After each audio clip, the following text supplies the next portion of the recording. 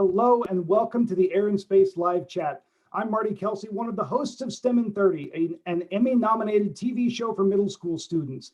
Our most recent episode came out last week all about balloons, and today I am so excited to introduce our guest. Bill Costen is a master hot air balloon pilot. Bill, thanks for joining us today. My pleasure. All right, so we want you all to have an opportunity to ask questions. Head down to the comments section and let us know what you want to ask Bill. Also, let us know where you're watching from. We would love to give you a shout out. If you're in a classroom, put the teacher's name in there and we'll give the whole class a shout out. So let us know where you're watching from, and we'll get to as many questions today as we possibly can. Bill, let's get us started by telling us, how did you get into hot air ballooning? I was watching a football game in my apartment. Got a knock on the door. It was my cousin and his boss. And they came in and they said, let's start a balloon club. I said, what's a balloon? So he had a picture of a balloon. And what had happened, his boss was driving up the Jersey Turnpike and saw the Budweiser balloon on the ground. So he went over and started, observing. And they talked to him and they gave him a brochure and told him how a balloon worked. So he came back and talked to my cousin. My cousin didn't think that I would be interested, but they came by anyway. So when they talked about, starting a club and what a balloon, I said, well, what does the balloon do? And they told me all about what it does. But I immediately saw advertising on the side of the balloon. I said, that's interesting, that's an interesting way of advertising. So I said, I'll give it a shot. So 6 of us bought a balloon and started flying balloons. That's amazing. All right, we've got Indianapolis, Illinois, Wichita, Kansas joining us today. Let us know what questions you have down in the comments section. Now, Bill, I'm going to take us a little bit of a different direction to start with, and we'll get more into balloons here in a second, but you had another career before becoming a balloon pilot. You played a little bit of football, didn't you? Little bit. Tell us about that. I was drafted out of college by the Buffalo Bills. And when I got up to Buffalo, I met O.J. Simpson because that was his second year. So my claim to fame was in the very first exhibition game against the New York Jets. Toward the end of the game, I picked up a block punt and ran for a touchdown. So everybody called me $50 touchdown kid because I was supposed to be on the extra point team. And I was so excited from, scoring a touchdown in my very first game. The coach said, aren't you supposed to be out there on the extra point team? I said, oh, wow, yeah. So he fined me $50 for that, but I didn't mind. I was the leading scorer at Buffalo for 1 week. That is awesome. All right, we've got Bristol, England, Ohio, New York, Indiana, Leicester, and Micah from Indiana, who is 7, tuning in. Thank you all for watching. We really appreciate it. Let us know what questions you have down in the comments section. And if you've ever flown in a hot air balloon, let us know what that experience is like. And Bill, I know you and I have talked a little bit before this, taking people up on their first hot air balloon ride. What's that like? That's what I enjoyed the most about ballooning, watching their expressions once we got up. Because half of the people I took up were scared. But once they got up, 5 minutes into the flight, and they started seeing how beautiful it was, and they would say, oh, wow, look at that, look at that, look at that deer, look at this. And they lose their fear. So I love watching people enjoy their first flight. When I was in high school, I actually crewed for a hot air balloon. The furniture store that I worked for, the guy had a hot air balloon and we'd go out and crew. And my job was always to hold the mouth of the envelope open when they blew the burner in. So for a couple of summers, I had no arm hair because, you were right there by the heat source. And then I got a chance to go on one flight and we flew over a Chiefs game at Arrowhead Stadium. And what was amazing to me about that was, when they blow that burner, it's really loud, but then it's completely quiet and you can hear cows mooing. You can you can just hear everything, and that experience is incredible. So keep those questions coming in. We do have a question here. Somebody wants to know, how long does it take to qualify as a hot air balloon pilot? Okay, every person's different. The regulations, you have to have 10 hours to get your private license. You're able to solo after 6 hours. You got to take a solo flight up to, and then you got to take a flight up to 3,000 feet, and then pass a written test and a flight test, and you can get your license. The average person, though, takes about 20 hours, 30 hours to get accustomed to everything. Some people are quicker than other people. It just depends on when you have the nerve to go up by yourself. What was your first solo flight like? Was it scary? Very.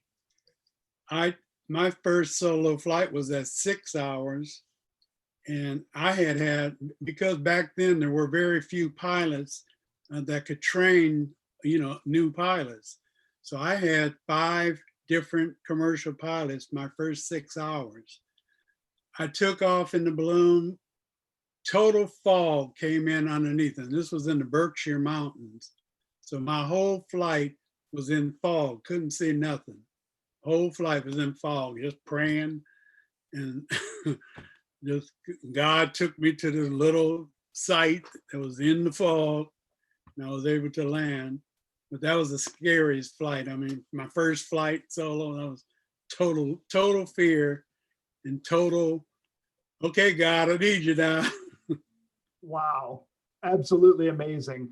All right, we've got Peckham, London, Baltimore, Sacramento, Virginia, and the Ukraine all tuning in. And it does sound like we have some Chiefs fans that are tuning in. So go Chiefs. I am from Kansas City, so got to root for them a little bit.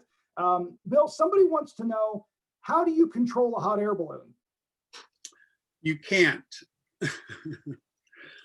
Hot air balloon goes with the wind. So how we maneuver a balloon at different altitudes, winds are blowing different directions.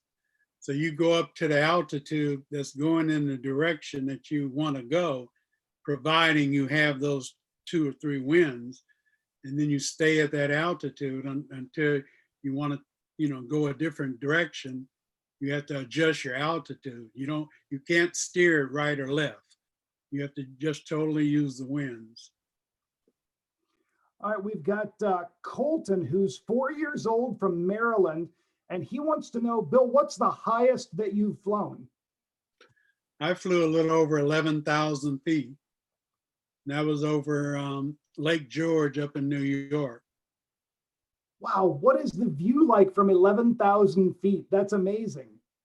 Absolutely beautiful. Actually, up there, you could see the whole lake, and Lake George is, I think, 40 miles long.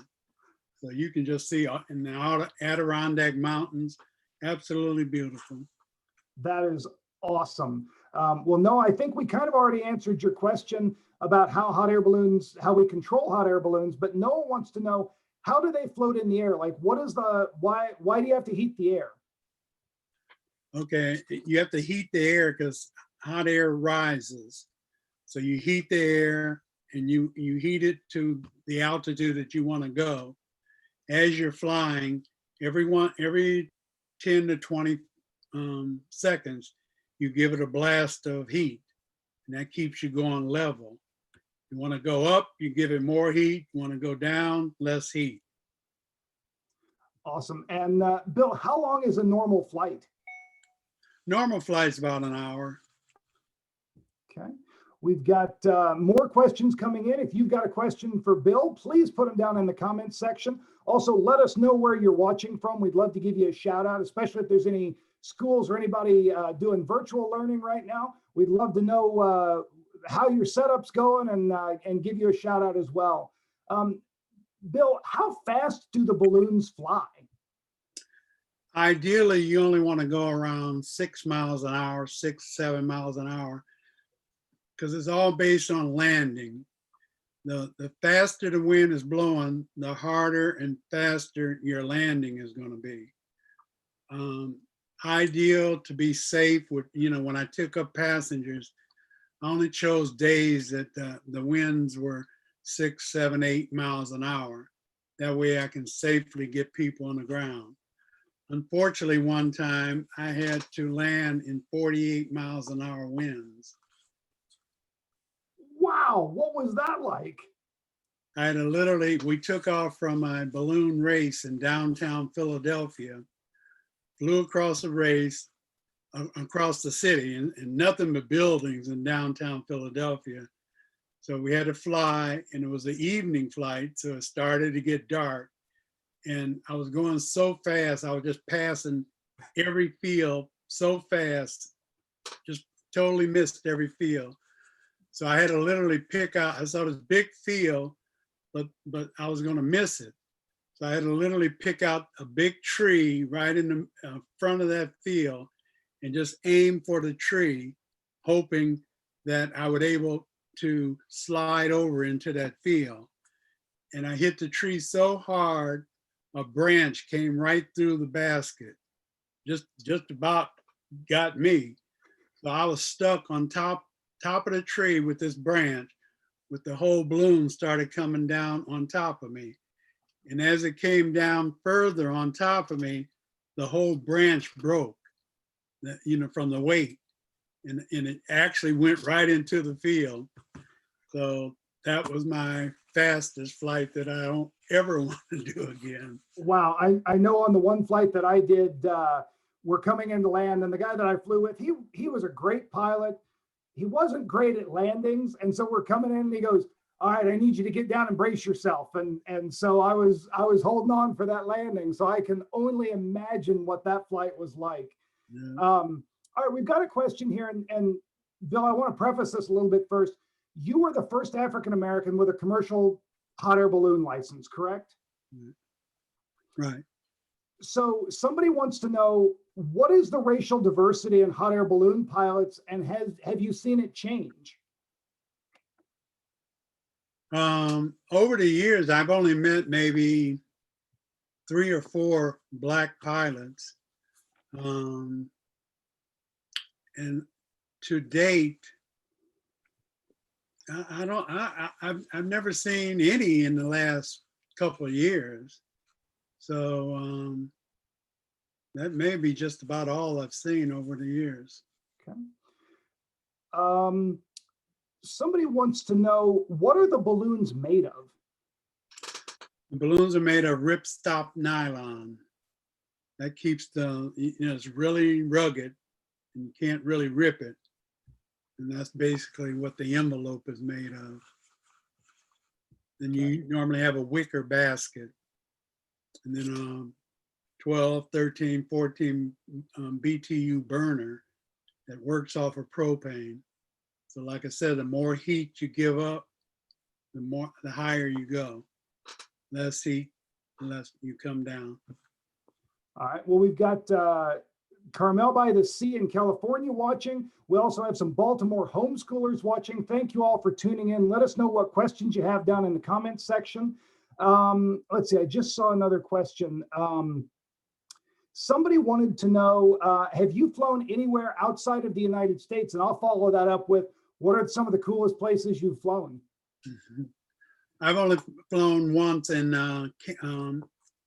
Canada, but most of I've flown all over the country. Interesting flight I had was out in Las Vegas. I've flown in Pittsburgh, Philadelphia. I flew across the Chesapeake Bay from Baltimore, flown in Florida, Atlanta, upstate New York. A beautiful place to fly is up in Letchworth State Park in upstate New York. They have a gorge up there. They call it the East Coast. What's the big gorge out west? Oh, the Grand Canyon. Grand Canyon.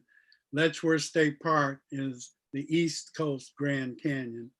And what we used to do is fly over the trees and then drop 900 feet down to the water and glide around the width of the water around the mountain and then take back off and fly over the gorge. Wow. And what's that like flying over the water? I know when we did in that one flight that I took, it was really incredible, but tell us what that's like flying over water. Every time I saw water coming up, I would bring the balloon down, and I bring the balloon down maybe 1 foot over the water and just keep it there. That allowed all the passengers to take a picture of themselves in the water, taking their picture. So people were able to get good pictures of themselves in the water. So I did that every flight that we had over the water, and then you just take off and go back up in the clouds. Nice. Noah wants to know, how do you name your hot air balloon? How to what? How do you name the hot air balloons? How'd you come up with the name? That's a good question. I named my balloon Heaven because I wanted everybody to say, "Where's Bill Costen? Oh, he's up in heaven again." My balloon's name was Diamond. One was Ruby. One was the Whiz. My third balloon was the Whiz. The Wizard of Oz was from Canada, and not Canada, Kansas. And one of the balloons was from Omaha, Nebraska. I'm from Omaha, so I'm a black balloonist from Omaha, so I named it the Whiz. Somebody wants to know, what's the best time of day to fly? Totally right before sunrise. We would time it so we were taking off right at sunrise. And in the evening, you fly maybe an hour before sunset. That's when the winds started calming down. In the morning, the winds are the calmest. So morning flights were always the best. You also worked a little bit in the cold weather, didn't you? Did you work in the cold weather? Yeah, one flight, we had 9 balloons. We took off from a frozen lake, and it was 9 below zero. No fun at all. All right, we've got Hawaii, Chicago, and Pennsylvania tuning in, and Tony in Bucks County is loving all of the images. And I actually want to talk about that, Bill. Most of the images that we're showing are images that you let us use, and some that you took. Talk to us about your photography.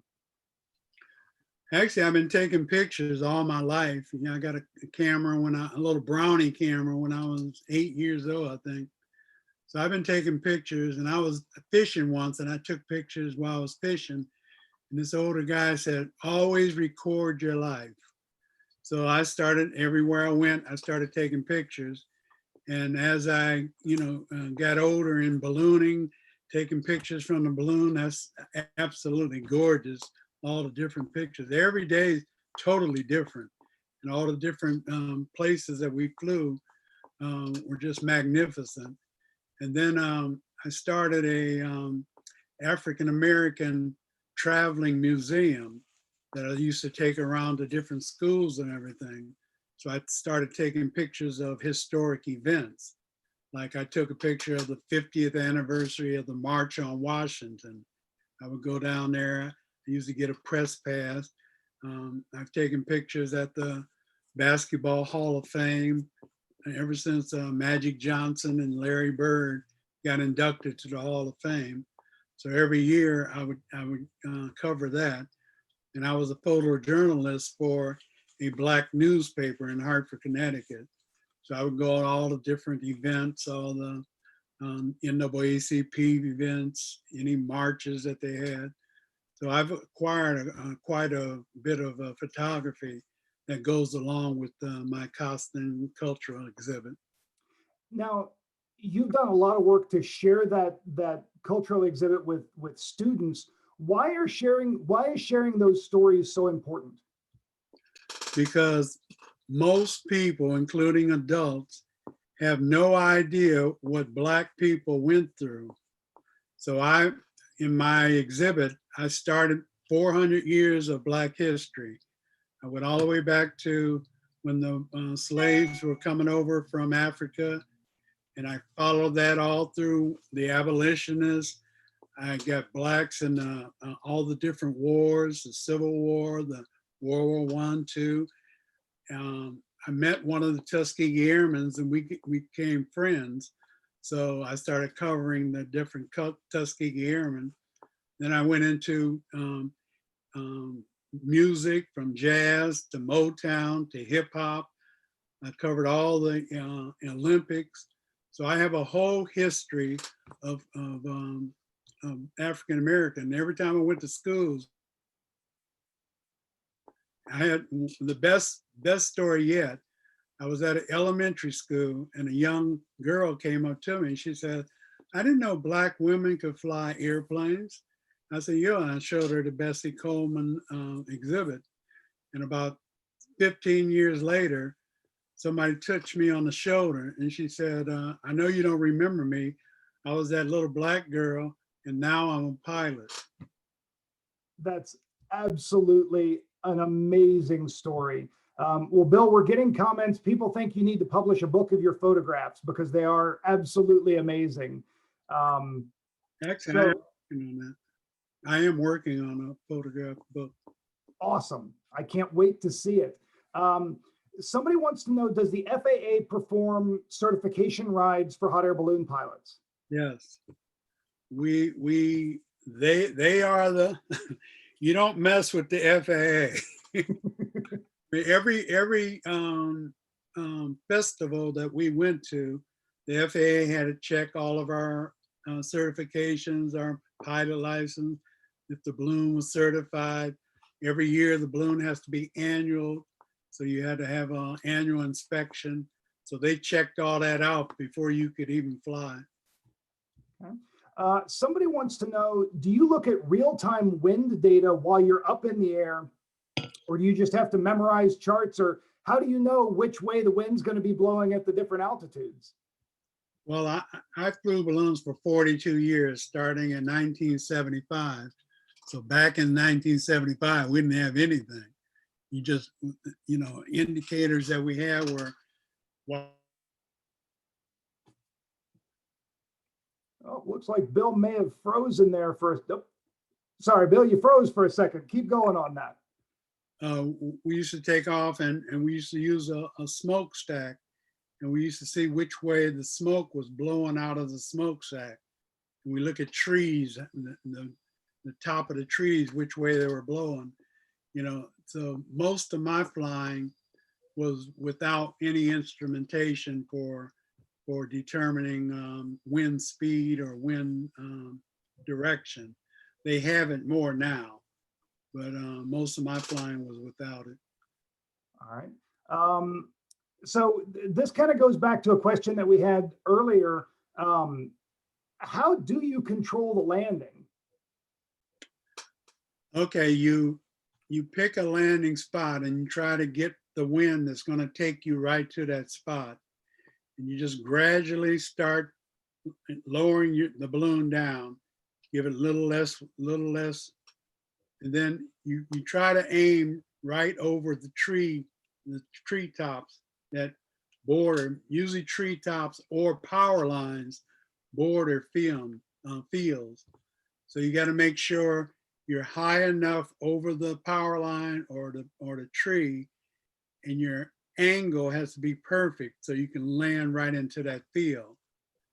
Flying up in Connecticut, where I fly, there are a lot of trees. So people out west, out in the Midwest and out west, they had huge fields that they could land in.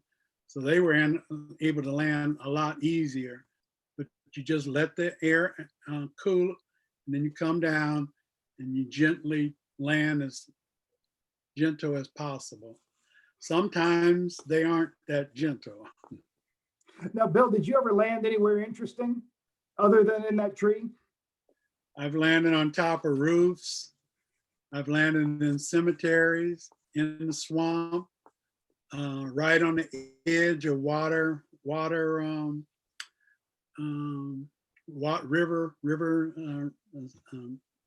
sides. Landed on a Jersey Turnpike, right on the edge of the Jersey Turnpike twice. One was a high wind landing on the Jersey Turnpike. And interesting, the winds were blowing so hard that day that a friend of mine, when we got back to the hotel, friend of mine he had a big field.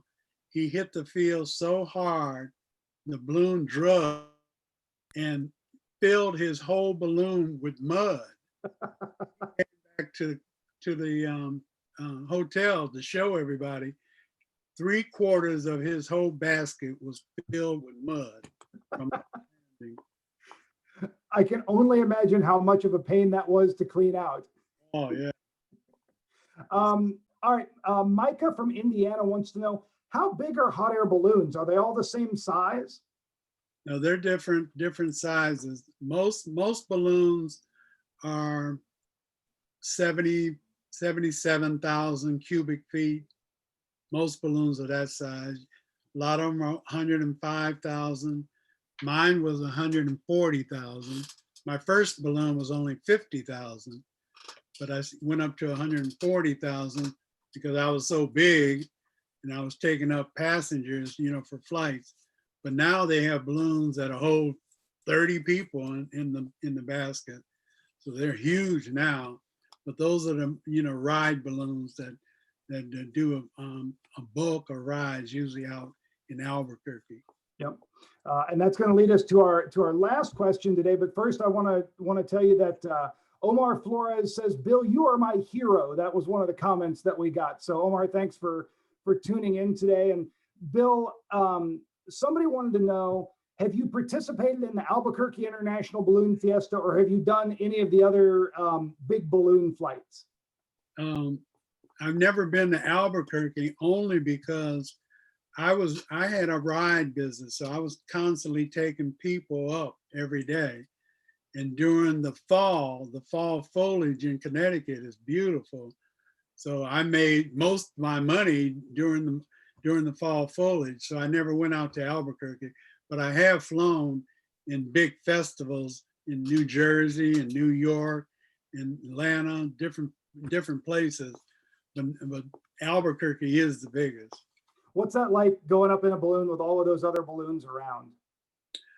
From a passenger standpoint, they love it. From a pilot standpoint, you're always having to deal with different pilots with different pilot skills. So you always have to watch other balloons to see that you don't collide into them and everything. And I mean, you have to use a lot of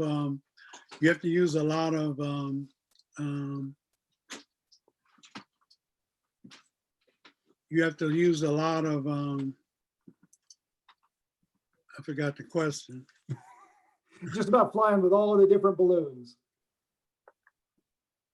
Oh, you have to use a lot of skill in flying with different balloons. They're just totally different. Awesome. Well, if you'd like to get a look at what the Albuquerque International Balloon Fiesta is like, I encourage you to check out the latest episode of STEM in 30. We headed out to Albuquerque a couple of years ago, got a chance to see some of those balloons up close. We also look at gas balloons and how they fly, and even the zebras at Albuquerque, who help keep pilots like Bill safe as they do all of the launches out there. So we encourage you to check out the latest episode of STEM in 30. And we have a bunch of things coming up centered around balloons. Tomorrow, we're going to start a virtual family day called Soar Together Balloons. There's going to be activities that you can do, videos that we release, and even online digital scavenger hunts that you can participate in called Goose Chase. And then tomorrow, I'm really excited about this. I will actually be out at a middle school, socially distanced, of course, but we will be launching nationwide student medium altitude balloons. These are Mylar balloons that have Pico satellites on them. They're about the weight of a AAA battery connected to a ham radio. And these things will go up for a couple of weeks and fly all the way across the ocean to Europe, and you'll be able to track those. So tune in tomorrow at 1 o'clock as we do this nationwide balloon launch. And then I want to encourage everybody also to tune in next month as we talk about the International Space Station and continuous human presence in space for the last 20 years in an episode called At Home in Space. And then we'll also have a live chat just like we had today with an astronaut next month. So Bill, I want to thank you so much for joining us today. This has been a really great conversation. And for all of those of you that watched, we appreciate it and hope to see you next time. Bill, thank you again. Thank you.